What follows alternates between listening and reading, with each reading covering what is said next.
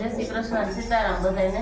આજે આપણે રૂપલબેનના ઘરે સત્સંગમાં મળ્યા છે। આજ પુત્રોદય એકાદશી છે અને રૂપલબેનના ઘરે ઘણા વર્ષોથી એકાદશીનો સત્સંગ થાય છે।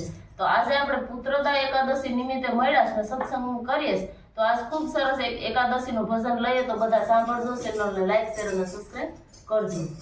કૃષ્ણ કનૈયા લાલ કી જય, સિયાવર રામચંદ્ર ભગવાન की जय। केवल